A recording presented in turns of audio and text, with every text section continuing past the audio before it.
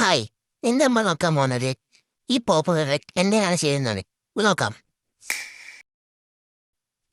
First തന്നെ cap cut open ചെയ്ത് നമുക്ക് വേണ്ട 2 വീഡിയോ സെലക്ട് ചെയ്യുക. ഞാൻ ഇപ്പോൾ 2 വീഡിയോ വെച്ചിട്ടുണ്ട്.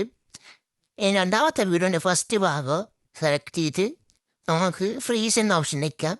ഫ്രീസ് എന്ന ഓപ്ഷൻ വയ്ക്കിയാൽ ആ ഫ്രീസ് ചെയ്ത ഫോട്ടോ വീഡിയോൻ്റെ ഫസ്റ്റ് ഭാഗം നമുക്ക് ഓവർലേ എന്ന ഓപ്ഷൻ വയ്ക്കാം. ഓവർലേ ആയാൽ അത് ഓവർലേ ആയി കിട്ടും. നമുക്ക് ആ വീഡിയോ ഒന്ന് അഡ്ജസ്റ്റ് ചെയ്ത് കൊടുക്കാം. താഴത്തെ ഫ്രീസ് ചെയ്ത് വെച്ച സാധനം കുറച്ചും കൂടി ചെറുതായി കൊടുക്കാം.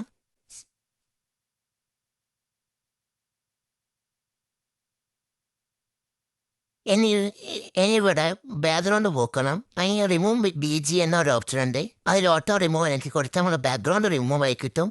പക്ഷെ നമുക്ക് വേണ്ട സാധനം കിട്ടിയിട്ടില്ലെങ്കിൽ നമുക്ക് കസ്റ്റമൈസ് കട്ട് ഔട്ട് വയ്ക്കാൻ ബ്രഷ് എന്നൊരു ഓപ്ഷൻ ഉണ്ടാവും. ആ ബ്രഷ് കൊണ്ട് നമുക്ക് വരച്ചു കൊടുത്താൽ മതി. ആ ഭാഗം നമുക്ക് കിട്ടും.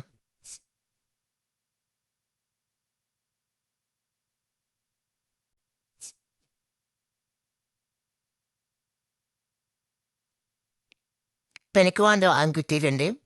ഇനി ഇത് നമ്മൾ താത്തി വെച്ചു കൊടുക്കാം. അത് സെലക്ട് ചെയ്ത് നമുക്ക് ഇത് കുറച്ച് താത്തി കൊടുക്കാം. അതിനുശേഷം കീ ഫ്രെയിം ആഡ് ചെയ്ത് കൊടുക്കാം. കീ ഫ്രെയിം എന്ന് വെച്ചാൽ ഞാൻ നിങ്ങൾക്ക് ആദ്യത്തെ വീഡിയോ പറഞ്ഞിട്ടുണ്ട്. കീ ഫ്രെയിം ആഡ് എടുത്താൽ നമുക്ക് ഇതെടുത്ത് പൊന്തിച്ച് വെച്ചാൽ മതി. ആ മോഷൻ അവിടെ ഇടാവും. അപ്പോൾ പോപ്പ് എഫക്റ്റ് നമ്മൾ കഴിഞ്ഞിരിക്കുന്നു. ഇനി നമുക്ക് അവിടെ സൗണ്ട് വെച്ചു കൊടുക്കണം. അതേ നമ്മൾ ഓഡിയോ എന്ന ഓപ്ഷനിലേക്ക് പോയിട്ട് സൗണ്ട് എഫക്ട്സ് ഉണ്ടാവും. സൗണ്ട് എഫക്ട്സ് ഞെക്കിയാൽ നമുക്ക് സൂഷസ് ഉണ്ടാവും. സൂഷസിൽ സ്വിഷ് എന്നൊരു സൗണ്ട് എഫക്റ്റ് ആണ് വേണ്ടത്. അപ്പോൾ അത് ആഡ് ബട്ടൺ ഞെക്കി കൊടുക്കാം. അപ്പോൾ അത്രയേ ഉള്ളൂ. നമ്മുടെ വീഡിയോ റെഡിയായി.